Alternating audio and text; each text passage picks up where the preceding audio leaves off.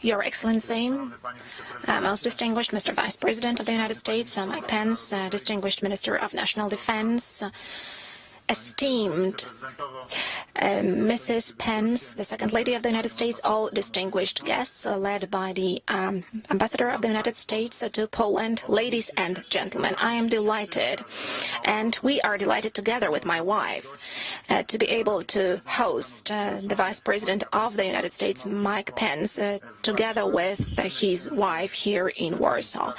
We are happy that the visit paid by Mr. Vice President, which is connected, of course, with the Middle East Conference, which will soon start,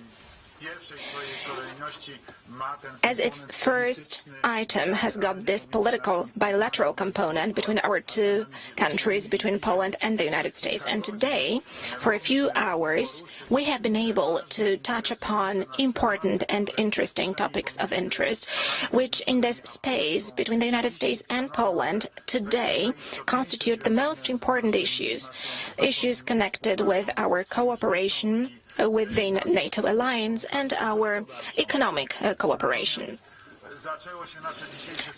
Our meeting today started on a very symbolic note.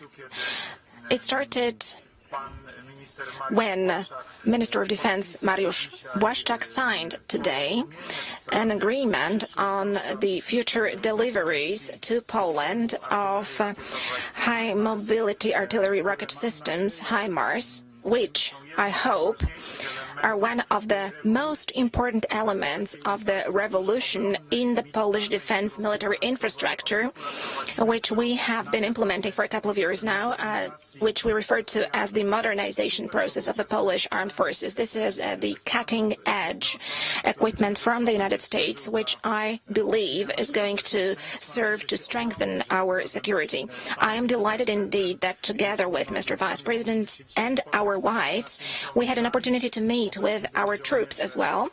We had Polish soldiers present at the ceremony as well as the soldiers of the U.S. Armed Forces. The meeting was very pleasant and nice, but at the same time it had a very symbolic element in it, demonstrating American presence, military presence in Poland as part of the North Atlantic Alliance and as part of the alliance between our two states.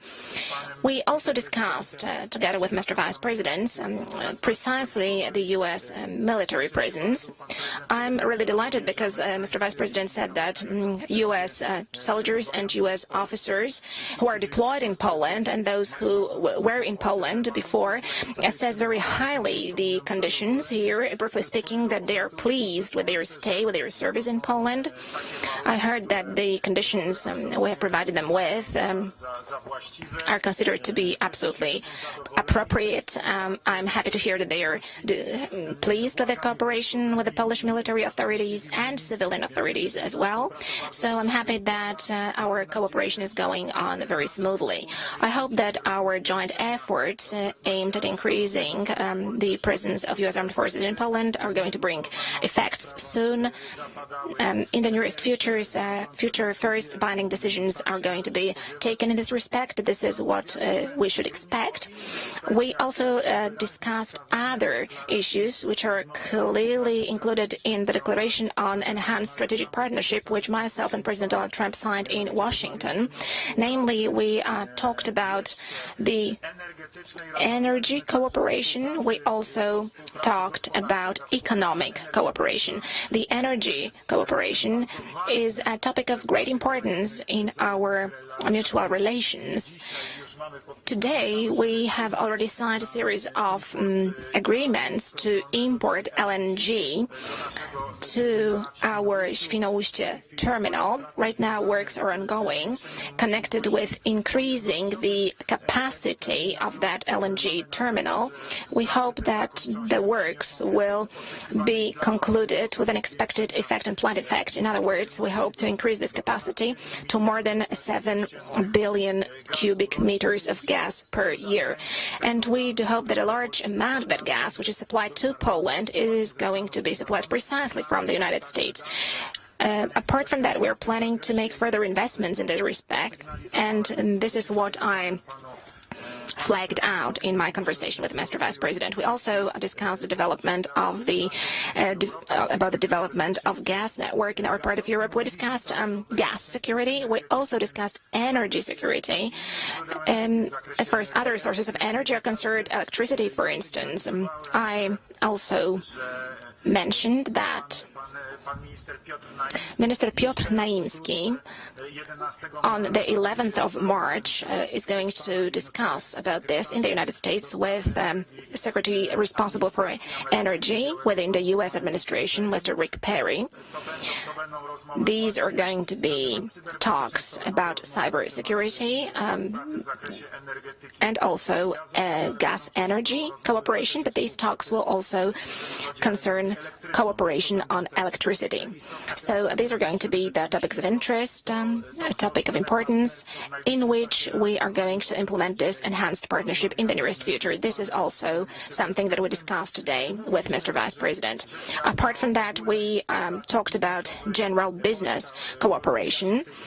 Poland right now is developing very fast. Our economic results are even better than we expected, better than the analysts predicted, including different global agencies. So the situation is very good, and I believe that also further American investments and our investments of the Polish business in the United States are going to contribute to the development of the situation. Of course, we also discussed cybersecurity, which is most important right now in the global space. Once again, let me stress that I'm delighted with this important visit paid by Mr. Vice President to Poland. I'm delighted with this another in a series of meetings with top representatives of U.S. administration. Last year, I paid a visit to Washington, and before President Donald Trump visited Warsaw. All of us have vivid memories of that visit. And I hope that our contacts this year, Mr. Vice President, are going to be very intensive indeed, because this is a special year in which we are celebrating the centennial of establishing diplomatic relations between Poland and the United States, and between Poland, which was reborn in 1918, and the first great global superpower, which acknowledged Poland back then as a reborn state. That superpower was the United States of America in 1919. And after the declaration of President Woodrow Wilson, that was another beautiful gesture made by the United States vis-à-vis the Polish state. And all of us remembered that until today. Having said that, I do hope that also this year is going to be of special importance, but unique in our relations. Once again, thank you very much. Thank you to you, Mr. Vice President. Thank you to the Second Lady of the United States for their presence in Poland. And I hope that to you, Mr. Vice President, it's going to be a fruitful visit, and to both of you, it's going to be a fruitful and successful visit to our country. Thank you. Thank you, Mr. President. And now I would like to ask Vice President of the United States to give his statement, Mr. Michael Pence.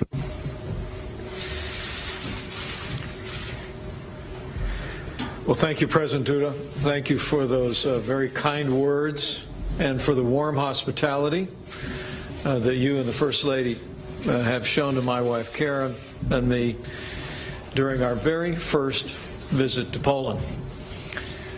I couldn't be more honored to be here, representing the United States of America, to join you here in this beautiful place, in this historic year in the life of this nation, to reflect on and to celebrate the remarkable bond that exists between our peoples and our two nations.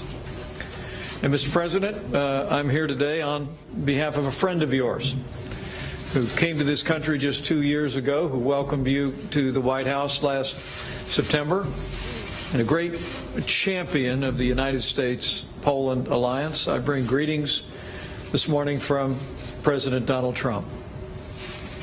The United States and Poland have a shared and special bond since the very earliest days of our republic.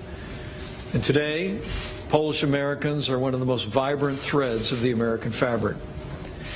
We cherish their rich heritage. We admire the great faith of the Polish people. And we continue to draw inspiration from their steadfast love of freedom. Mr. President, our countries are friends because we share the same values, a point that you and I reflected on in all of our conversations today. And in a world that's growing more unpredictable, and in many ways more dangerous since the fall of the Soviet Union. Our alliance has grown more vital and more important than ever before. That's why, as you and I just discussed, our countries are working more closely together on a wide range of issues, and we will continue to. And thanks to your leadership, Mr. President, and that of President Trump, today the United States-Poland alliance is stronger than ever before. In the last 2 years, our countries have made unprecedented investments in our common defense and shown the world that our commitment to the NATO alliance is unwavering. Last March, the United States was proud to support Poland's purchase of the Patriot missile defense system, a battle-tested NATO inoperable system that is used by the United States Army and many of our closest allies to protect their people and defend their sovereignty. Last September, I was pleased to join President Trump as he hosted you at the White House. There, the two of you signed a joint declaration of strategic partnership. And under that agreement, our nations are already improving our intelligence sharing, expanding our joint military exercises, and strengthening our collaboration in the fight against cyber threats to ensure that we're prepared to face the security challenges of the future together. And just today, it was my great honor, along with you, Mr. President, to represent the United States at a very special ceremony as your defense minister signed a historic agreement to purchase 20 high-mobility artillery rocket system launchers from the United States as an ongoing testament to our close security cooperation. And now our two countries are discussing the parameters for increased United States military presence in Poland. And I'll be carrying back your strong convictions regarding that to President Trump and to our leaders in the Defense Department when I return to the United States. Poland is one of only 8 NATO allies who currently meet the commitment to spend at least 2% of your gross domestic product on defense. And today, thousands of American soldiers stand guard at the eastern flank of the NATO alliance, along with your soldiers in arms as well. Just a few hours ago, I shared that moment that you just described, Mr. President, to address several hundred American soldiers in the presence of hundreds of Polish soldiers stationed near Powice. These men and women are freedom's first line of defense in Eastern Europe. They have the gratitude of the Polish people, the gratitude and admiration of the American people, and of freedom-loving people around the world. But just as important to our national security is our economic security, and we spoke much about that today, Mr. President. So last September, you and President Trump also announced a new U.S.-Poland strategic dialogue on energy, and we welcome that. That effort was designed to ensure that neither of our countries, nor any country in Europe, becomes dependent on Russia for its energy needs. Since last October, Poland has signed 3 separate agreements with American energy companies, which in 4 years' time will allow you to import more than 7 billion cubic meters of natural gas a year. And we welcome this collaboration. Now we look forward to working with you as you develop other energy sources, including nuclear power, as we discussed today. And President Trump and I and our administration are truly grateful for your bold stand in opposition to Nord Stream 2.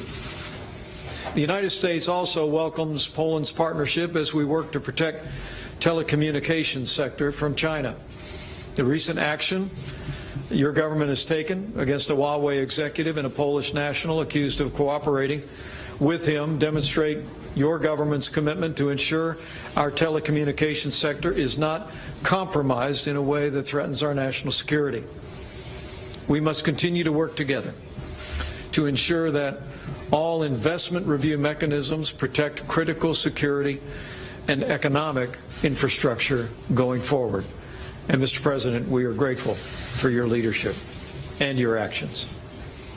The United States stands behind Poland as it has stepped up and taken a leadership role as well in the 3 Cs initiative.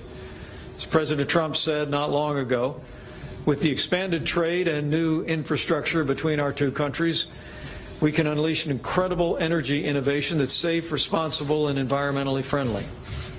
These actions, the relationship between our two nations, will continue to grow stronger, and the future of security in Europe will grow brighter. But we know there is still more work to do on many fronts. No threat looms larger in Poland than the specter of aggression from your neighbor to the east. Despite years of negotiations, Russian forces still occupy large parts of Georgia and Ukraine, and they recently unlawfully detained Ukrainian ships and their crews in the Black Sea. Moscow seeks to divide our alliance with its oil and gas reserves, with its new arsenal of nuclear weapons, and its efforts to meddle in elections across Europe and around the world. But in the face of these provocations, and in solidarity with Poland and our European partners, President Trump has done more to confront Russia's actions than any president in modern history. And the Polish people need no lecture on the dangers of an aggressive Russia. And our neighbors to the east would do well not to underestimate the capabilities of our combined armed forces or to underestimate the indomitable will of the Polish people.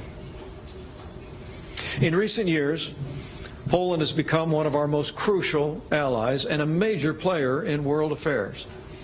Poland sent one of the largest contingents of troops to our allied operations in Iraq and was a valued member of our 79 partner-strong coalition to defeat ISIS. And this week, Poland is taking another leading role of worldwide significance, Mr. President, as your nation hosts the very first ever ministerial to promote a future of peace and security in the Middle East. Mr. President, I do want to extend the thanks of President Trump and all the American people, the people of Poland, for taking this strong stand in support of peace and prosperity and the advance of human rights across the Middle East. Your willingness to host this conference, historic as it is a testament to your commitment to those values and those principles. And today, Mr. President, as you stand with us, we'll stand with you and the people of Poland as we seek to build a brighter future in the Middle East and for all freedom-loving people across the world. But today, Mr. President, I'm here just to say thank you. Thank you to you and all the Polish people on behalf of the people of the United States of America. We're allies, yes, but more than that, we're friends.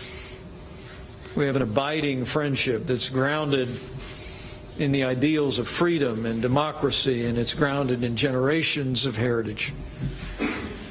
With your leadership in Poland, with the leadership of President Donald Trump in the United States, with the friendship and the unbreakable bond between our two peoples, and with God's help, I know we'll continue to advance the prosperity and security of both of our countries, and together we will forge a brighter future for all of the world. As the great Polish hero Lech Walesa once said, we hold our heads high despite the price we have paid, because freedom is priceless.